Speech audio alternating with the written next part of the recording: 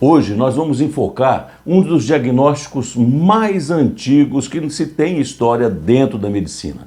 Há muito tempo foi descoberta essa doença e ela ainda é um desafio para todos os médicos. Nós estamos falando da forma sistêmica do lúpus eritematoso. O lúpus tão famoso, tão comentado, que tem atingido ainda grande parcela da população. O lúpus eritematoso é uma doença que foi diagnosticada há muito tempo e recebeu esse nome, lúpus, que vem do latim lobo, porque as lesões que primeiramente foram identificadas, elas se assemelhavam muito a uma mordida de lobo. É uma lesão bastante característica, parece uma asa de borboleta e aparece na face, poupando o sulco nasolabial. Geralmente é em ambas as faces, uma lesão bastante avermelhada, daí o nome eritematoso, e que acaba chamando atenção para a realização do diagnóstico. Porém, essa não é uma manifestação única da doença. Essa doença pode ter várias manifestações clínicas e nós vamos enfocar todas elas aqui hoje no nosso canal Centro de Cardiologia. O lúpus eritematoso, ele é uma doença praticamente restrita às mulheres, principalmente às mulheres jovens. Entre 70% e 90% dos diagnósticos são feitos em mulheres. As mulheres asiáticas e também as mulheres que pertencem à raça negra. E este compõe o universo mais preponderante do aparecimento do lúpus eritematoso. Nós dissemos a respeito daquela lesão característica do lúpus, aquela que acomete a face, mas geralmente ela não aparece. Às vezes o que se aparece mais são as poliartralgias, são as dores nas juntas, que não são aquelas dores nas juntas que acontecem, por exemplo, nos casos de reumatismo, que deformam as juntas, mas são dores articulares, dores nas juntas, que acometem várias juntas do nosso organismo, das mulheres que são acometidas pelo lúpus eritematoso. Às vezes, essa manifestação ela já chama bastante atenção por ocorrer em uma mulher que seja da idade jovem. Nós estamos acostumados a ver a artrite reumatoide, por exemplo, numa população um pouco mais idosa, e não só de mulheres. A artrite reumatoide é um diagnóstico diferencial do lúpus, porque também acomete as juntas do nosso organismo, as nossas articulações. Muito bem, e temos também outras formas de manifestações do lúpus. Além das manifestações articulares, o lúpus pode vir acompanhado também de cefaleia, uma dor de cabeça que tem característica vascular. E como é que é a dor de cabeça de origem vascular? É aquela dor de cabeça pulsátil, que não acontece em todos os momentos, ela depende também da posição do nosso organismo. E essa dor de cabeça de origem vascular, ou que se assemelha a uma dor de cabeça vascular, ela também pode ser um sintoma do lúpus. E os mais comuns são exatamente esse: dor de cabeça, a dor articular, a dor nas juntas, que pode vir acompanhada de um mal-estar imenso e também algumas alterações laboratoriais, e não é incomum também aparecer febre. Então o médico ele vai suspeitar do aparecimento de lúpus se é uma mulher em idade jovem, da raça asiática ou que não seja da raça branca, principalmente as mulheres afrodescendentes, e que estejam apresentando quadros de um mal-estar geral, ocorrência de febre de longa duração,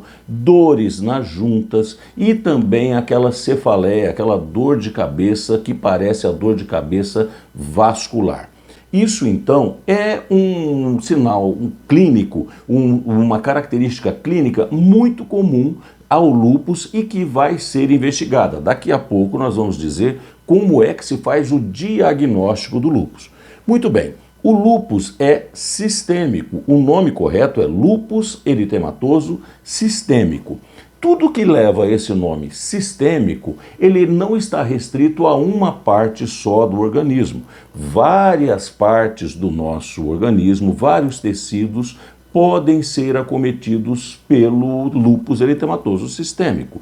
Nós temos também algumas outras formas de lúpus, que são os lúpus que acometem a pele e que nós vamos deixar de lado. Nós não vamos falar hoje do lúpus discoide, por exemplo, que é um lúpus que acomete basicamente a epiderme. Nós estamos falando aqui do lúpus eritematoso sistêmico. Ele pode acometer, como o próprio nome está dizendo, sistêmico, então, outras partes do nosso organismo. Pode acometer os pulmões, principalmente a parte das serosas, por exemplo, a pleura pulmonar.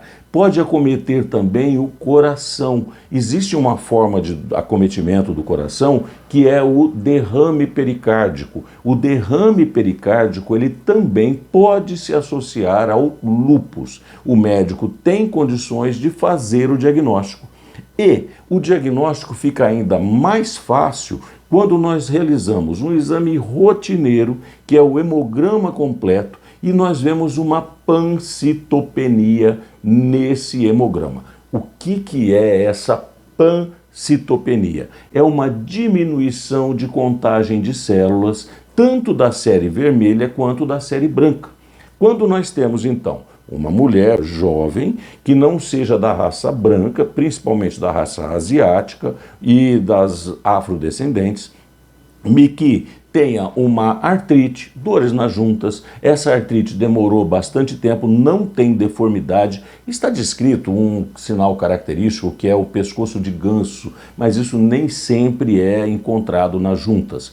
Essa mulher tem também, além da febre, da poliartralgia, ela tem a dor de cabeça de características pulsáteis, pode ter essa pancitopenia ao hemograma completo e também pode ter acometimento de algumas outras partes do corpo. Coração, fígado, pulmões e também os rins. O acometimento renal do lúpus é muito comum.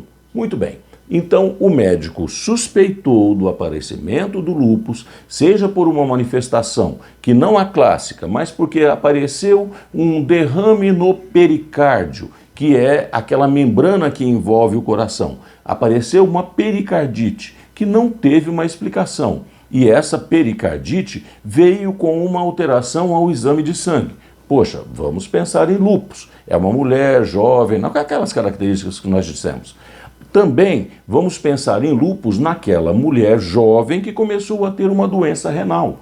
Ela, de repente, apareceu com diminuição da filtração glomerular, que é a capacidade de filtração do rim, e ela começou também a ter uma outra manifestação. Febre bastante intensa, dor de cabeça. Será que ela precisa ter a lesão em asa de borboleta para fazermos a suspeita do diagnóstico de lúpus? Não, não precisa. Nós podemos ter algumas formas menos típicas, mas isso não exclui a necessidade de fazermos a investigação. Como é então que o médico pode ter certeza que uma mulher está com lúpus? Nós vamos enfocar sim como é que se faz o diagnóstico do lúpus, que é uma das partes mais importantes desse vídeo. Mas antes de enfocarmos como é que se faz o diagnóstico do lúpus, eu preciso fazer aquela lembrança a vocês. Vocês já fizeram a inscrição aqui no nosso canal? É muito importante que você faça a sua inscrição. Sabe por que é importante? Os algoritmos do YouTube vão identificar aqueles canais que têm um conteúdo mais relevante, mais sério. Como que ele faz isso? Pelo número de inscrições, entre outros critérios. Se nós tivermos essas inscrições como nós temos, para nossa felicidade, que nós temos esse número crescente de inscrições, e se nós mantivermos essas inscrições crescendo, o YouTube e os seus algoritmos vão identificar no nosso canal a seriedade que todos vocês já conhecem. Então, se vocês ainda não fizeram a inscrição, façam agora. Com isso, mais pessoas vão conhecer o nosso canal e vão desfrutar da credibilidade que nós temos. Depois que você fez a sua inscrição, você assiste o vídeo e deixa o seu joinha se você gostou, ou deixa o seu negativo, seu sinal de negativo, se você não gostou. Aí você me explica nos comentários, olha, eu não gostei por causa disso, de um motivo ou por outro. Não, olha, eu gostei lá nos comentários. Eu gostei porque você falou isso e aquilo e eu sanou a minha dúvida. Não, olha, eu fiquei com tal outra dúvida, pode me ajudar aqui? Isso tudo nós fazemos nos comentários. Depois que você fez tudo isso, faz o seguinte, vá lá no sininho e ative.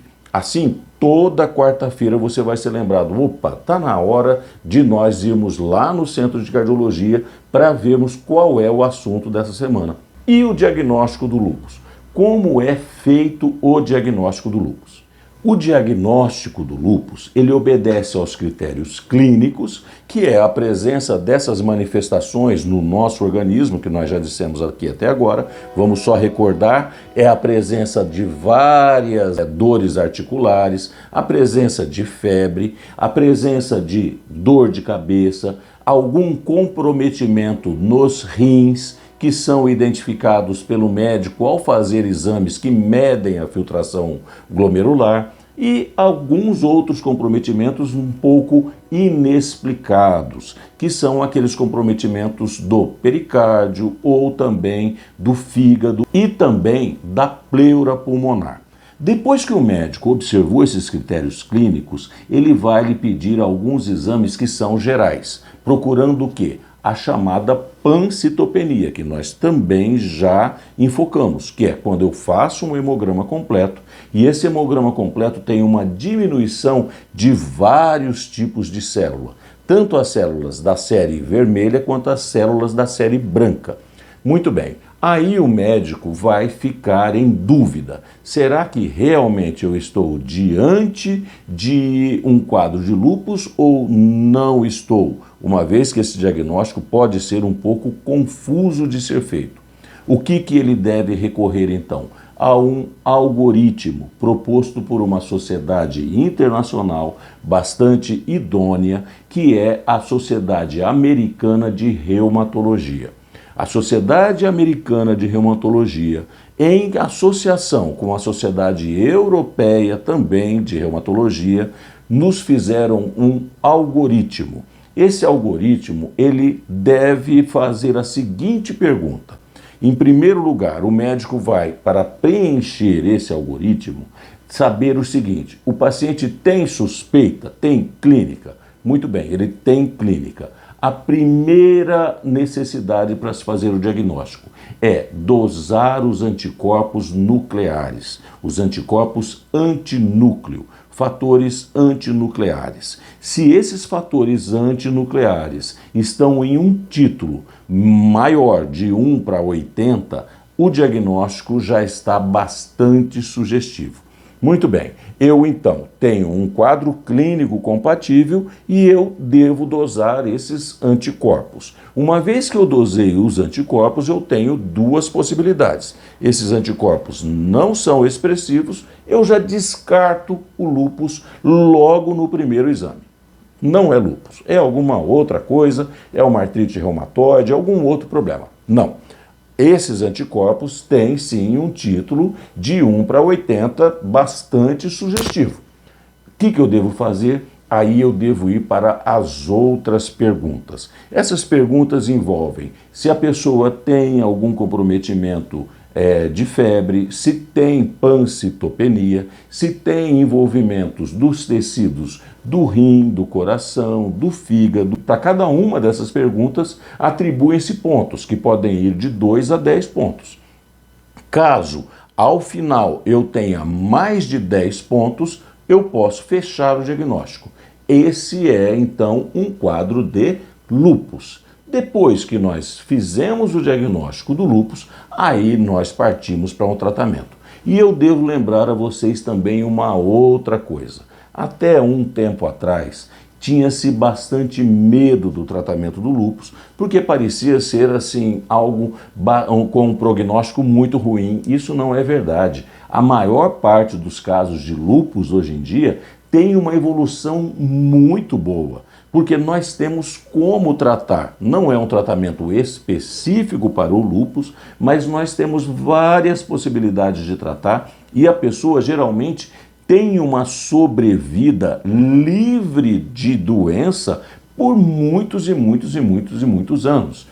O tratamento, então, vai depender da experiência do médico e da necessidade de tratar com um fármaco ou com outro tipo de fármaco. Existem várias possibilidades de tratamento e todos os recursos para o tratamento têm um resultado muito bom no futuro. Pode ser usado anti-inflamatórios não esteroidais, bastante comuns, pode ser usados corticoides, pode ser usados também antimaláricos, podemos usar imunossupressores, todos com um ótimo resultado. Tudo vai depender do grau de comprometimento do lúpus e também de quanto tempo faz que o diagnóstico foi feito. Por isso é necessário que os médicos estejam familiarizados e atentos para a possibilidade de fazer esse diagnóstico. E era esse o nosso recado de hoje. Vamos então ao nosso resumo. O lúpus é uma das doenças mais antigas que se tem notícia. O diagnóstico já é bastante cogitado há bastante tempo. Esse tratamento é bastante eficaz e temos sim vários critérios para fazer esse diagnóstico. O diagnóstico é relativamente fácil de ser feito, principalmente pelos reumatologistas que têm uma experiência bastante grande na investigação e no tratamento dessa doença. O prognóstico é muito bom, a sobrevida é muito grande e o que importa é fazermos sim esse diagnóstico e estarmos atentos para o aparecimento de sintomas que não sejam sempre aqueles clássicos, mas sintomas substitutos. Esse era o nosso conteúdo de hoje e eu espero vocês na próxima quarta-feira com mais um vídeo de medicina baseado em evidências.